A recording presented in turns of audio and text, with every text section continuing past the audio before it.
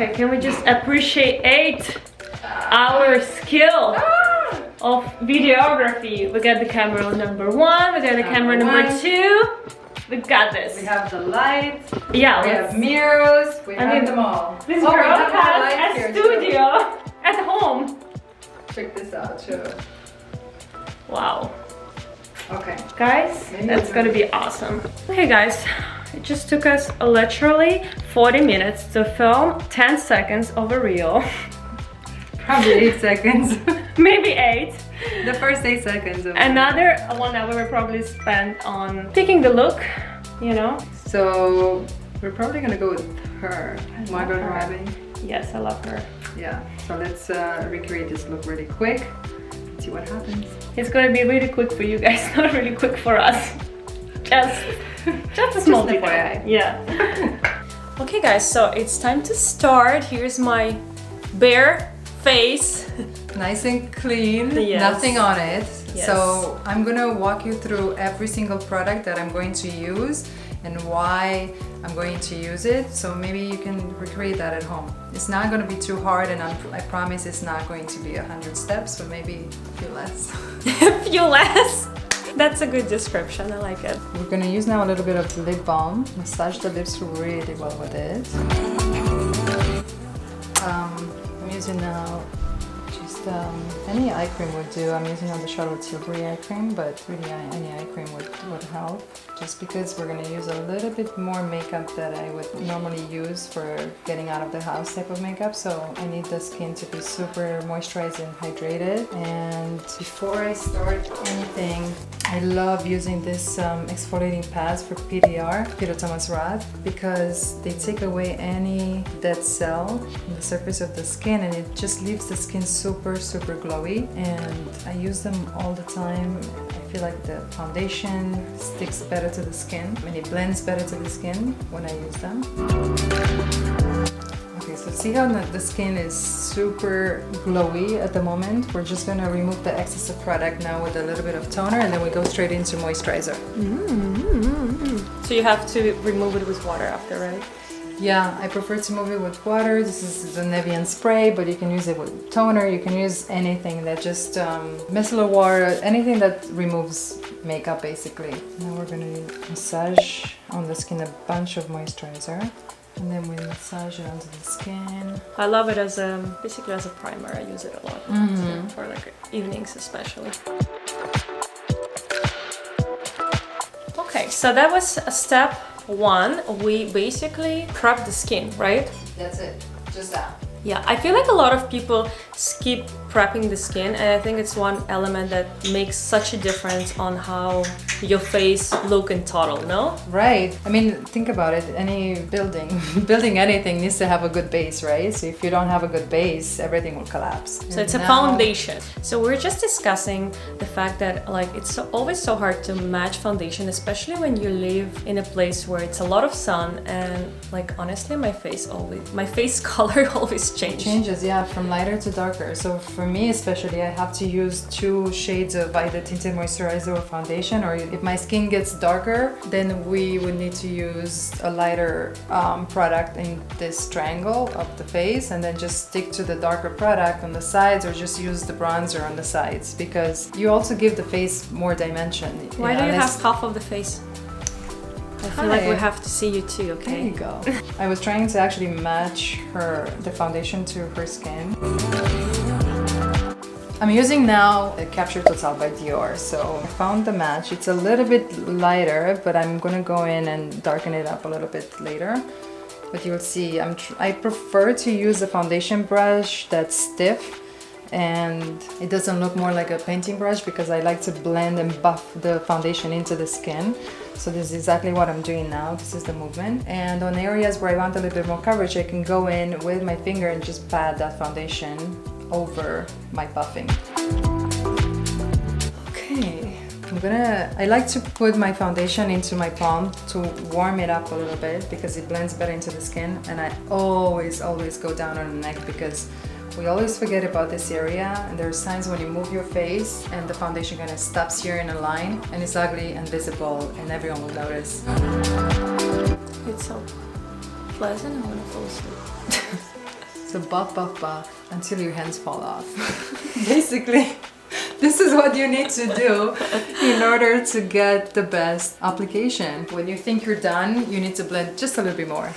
We're done with the skin now. I'm just gonna add a little bit more, and with the other end of the brush, I'm just going to use the foundation underneath the eye area instead of concealer, because I prefer to take away the darkness underneath the eyes with the foundation first, because this will help me realize later on if I need to use that much concealer or not. I'm gonna move now into concealer because I blended everything out on the skin. So I'm gonna use the concealer wherever is needed on darker areas, darker little spots, not too much. I'm going to use also the concealer at the outer corner of the eye because this will help me with the eyeshadow, trying to figure out which way to go at the outer corner of the eye to lift the eye. By the way, I'm trying to maintain this look as natural as possible because I feel like this is what we can do at home. So we're done now with the concealer. I'm going in now on the eyelid with a little bit of primer. I'm using the Flax by Laura Mercier at the moment, but any primer would do. I like a lot of brands. Some are transparent, some are not. This one has a little bit of shade to it and a little bit of sheen. It will also make the eyeshadow stay in place throughout the day. So after the primer, we're using a little bit of eyeshadow from the Makeup by Mario palette. And then I'm going to continue with the darker shade. So I'm only going to use a little bit of shadow right here just to create that angle that we saw in the photo. So I'm starting from the outer corner of the eye, but I never go, like I imagine a line coming from the lower lash, following the lower lash line and going up. So I never go with the eyeshadow below that line because that's what's gonna make the eye look like it's droopy, that it's going down.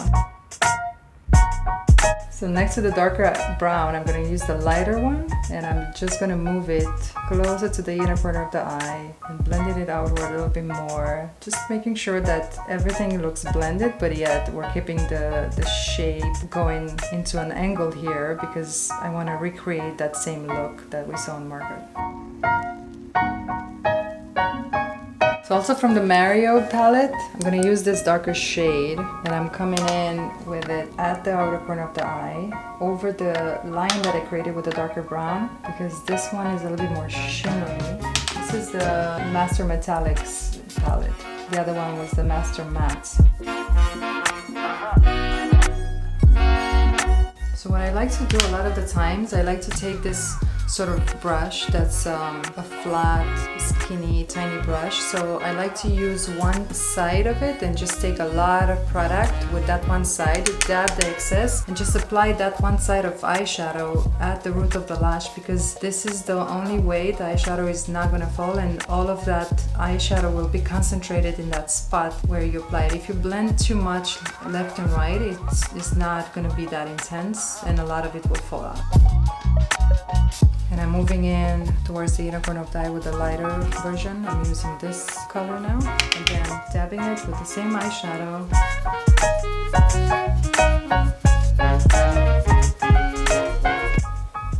I'm going in now with a rounder brush that looks like this. And I'm kind of blending a little bit the outer line that I created so that it's not that sharp. And just going over the edges with just a clean brush. I don't have any product on it.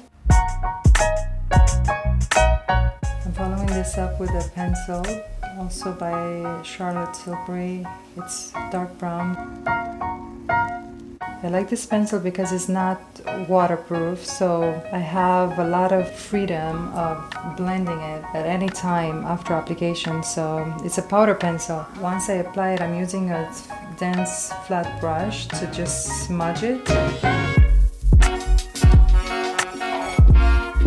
I'm using the same brush that I used earlier just because it has a little bit of product on it and it helps me while I blend it by leaving a little bit of product. Basically, I'm wiping the product off underneath the lower lash. So guys, here we've done the eyes, right? The eyeshadows. Yeah. We're moving to the next step. The next step is eyeliner because we haven't lined the eyes properly. So we're just gonna go in the waterline and line it with a dark brown pencil, the same brown pencil that I used on the upper eyelid. So we're using now from Charlotte Tilbury Classic Brown, the eye powder pencil. Now we're blending the eyeshadow a little bit more at the inner corner of the eye. So guys, I feel like the first tip for unmature person who does the makeup is really blending the eyeshadow, because I feel like the biggest mistake that people make when they do heavy eye makeup is not like blending the edges. Right. It looks like a blue eye. It's like Black a eye, little black sticker, you know? So I'm using a little bit of the two lighter shades from the Mario palette, and I'm blending the dark eyeshadow at the outer end. And now, since we don't have concealer underneath, this is the moment where I'm stepping in and I'm adding the concealer. You can use any concealer brush that's pointy right underneath the eye. And also, I prefer to not go with the concealer all over, because as soon as we smile, the concealer sinks into these lines here and they all crease. They're all creamy. They are not waterproof, or some are, but even those ones that are waterproof, they have the tendency to dry out faster. So I prefer to keep the concealer in these three spots right here. 1, 2, and 3. When we have dark circles, really, the dark circles are not here. There's dark circles that closer to the bridge of the nose. So this is what I'm trying to cover only. And maybe with a wash of the brush, like, you know, when the brush doesn't have that much product left, then you can blend it in this area too. So you can have more of a uniform application, and that's it. It's a lot to remember, guys.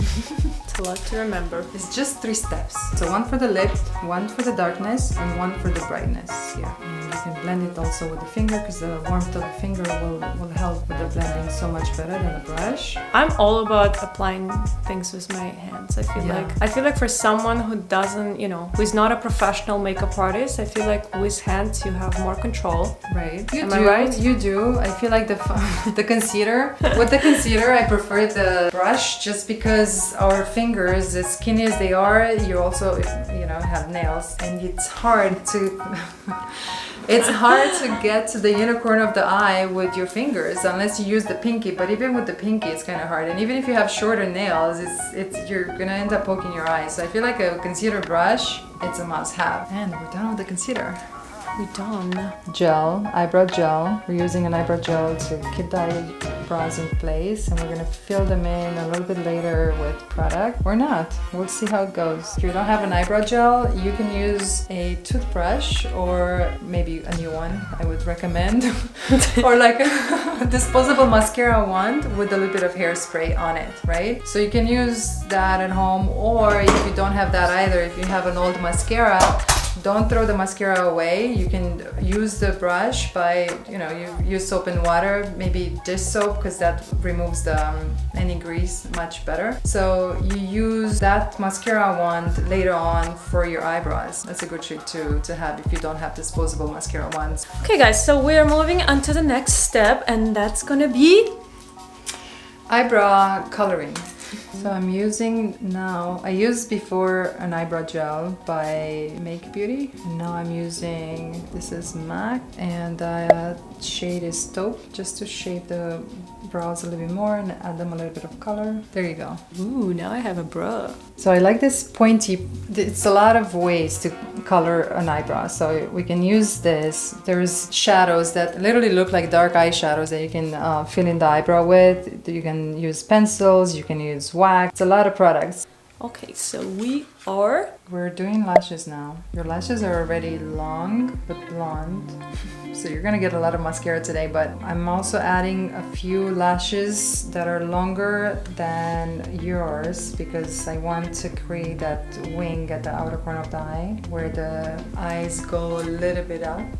It's hard to do it on yourself. I think individual lashes are a little bit easier to place, but even that, I know it requires a lot of Patience and practice. And once I think a week of practice will give you more confidence, but you have to do it on a daily basis. It's really work.